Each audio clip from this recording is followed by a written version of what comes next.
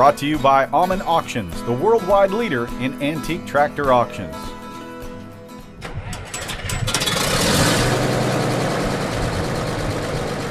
Well, this is a 1355 Minneapolis-Moline, next to the last year that they built them. This hefty G1355 belongs to big-time Minneapolis-Moline collector Richard Lowry of Francisville, Indiana. This is not only one of the last tractors to bear the Minneapolis-Moline name, but it was also the most powerful.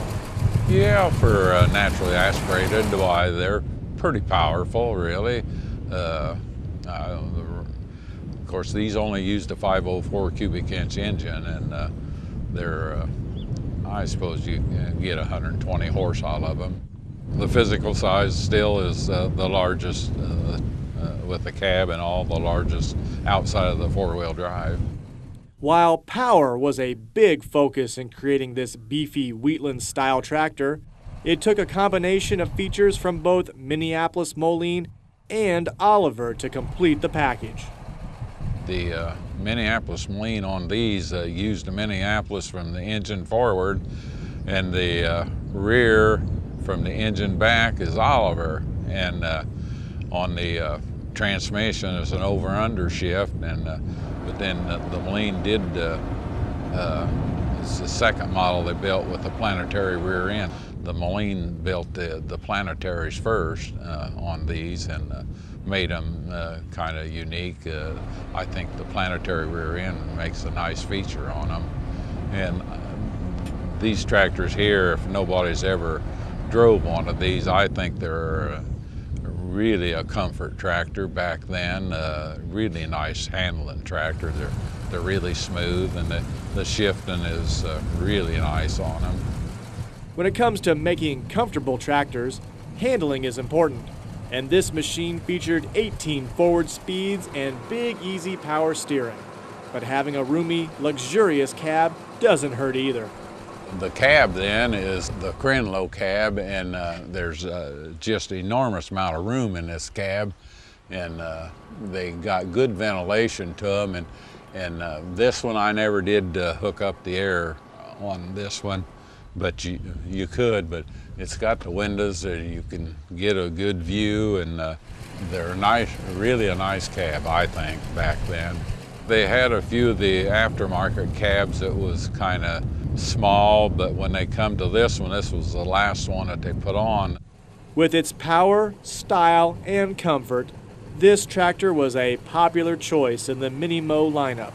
However, most of the G1355s were made with diesel engines, which makes this LP gas version especially rare. They built several of the diesels, and they built them in the Oliver version and the Minneapolis-Moline. Matter of fact, me and my brother, we've had 3 of these LPs, and it was a little bit unusual that we found that many of them. I've been around the LP gas for a number of years, and they're clean fuel and simple to fill.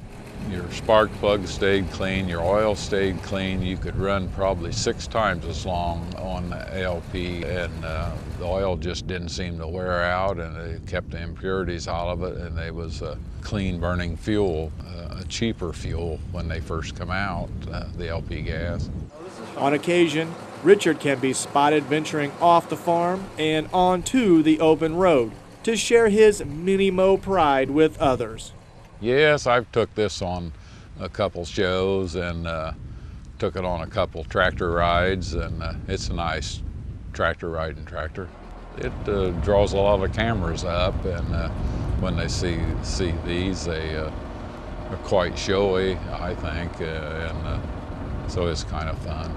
Richard Lowry has enjoyed countless hours restoring his fleet of Minneapolis-Molines. And if you take a close look at his work, you'll see that having a keen eye for detail really does pay off, as Richard works to make his classics maybe even better than new. I don't stop. I go through them with a fine-tooth comb, and like to get them just as near to original as I can, and just a lot of small things that I did to it, not too much engine work. that I had to do to it, but a little. I just try to put them back just as near as they come out new, you know. So, what is the fate of a Minneapolis-Moline after it finds its home at the Lowry farm in Francisville, Indiana? Most of the tractors that I have, I said they come to their retirement farm when they come here.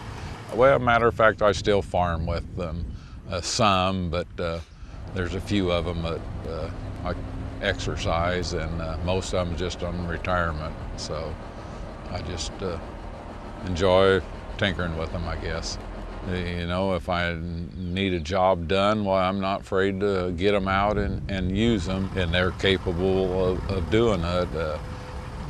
In my sheds, I said, gee, I could farm half of the township, I think, if I had drivers for the tractors, and they got a lot of life in them yet.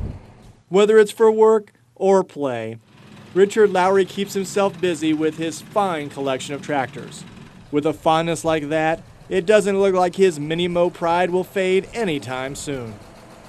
It's just a nice way of life, you know, a part of life, working with these tractors, and more importantly, the people that you meet and all over the country. It's a lot of fun.